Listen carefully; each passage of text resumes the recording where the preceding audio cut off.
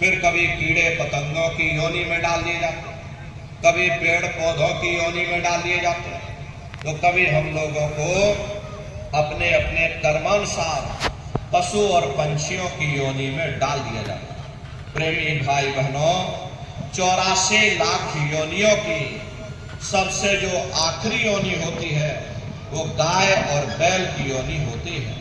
अरे गाय स्त्री का रूप लेती है और बैल पुरुष का रूप लेते हैं। ये 84 लाख योनियों की सबसे आखिरी योनि यानी कि अंतिम पायदान होता है।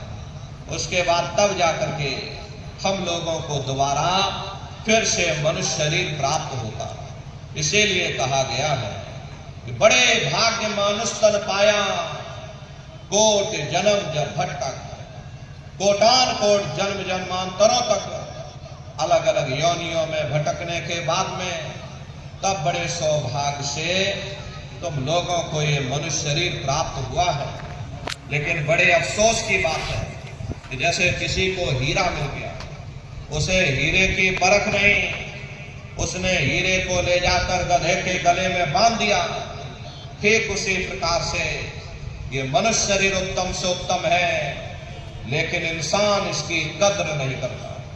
खाने पीने ऐशोइशरत में, मोह ममता में अपने कीमती समय को और सांसों की पूंजी को बर्बाद कर देता। रात गवायो सोए के और दिवस गवायो खाए, हीरा जन्म अमोल था, कौड़ी बदले जाए। भगवान राम ने कहा, बड़े भाग्य मानुष तन पाया, सुर दुर्लभ सद ग्रंथ ही गाया।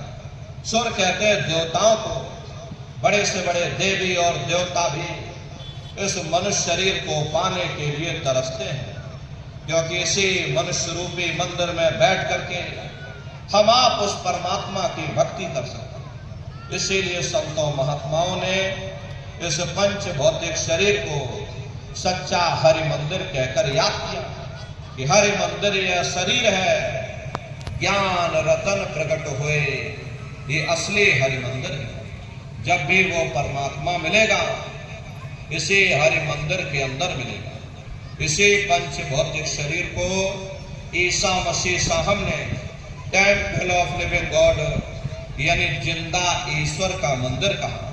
इसी पंच भौतिक शरीर को मुसलमान फकीरों ने कुदरती काबा कहकर याद किया।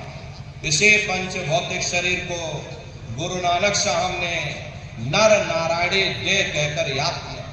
ये वो देह है जिसमें नारायण स्वयं विराजमान है। अरे वो नारायण जब भी मिलेंगे तुम्हें तुम्हारे अंदर मिलेंगे। यही कबीर साहब ने लिखा है, जो तिल माही तेल है, जो चकमक में आग, तेरा साईं तुझ में और जाग सके तो जाग। जैसे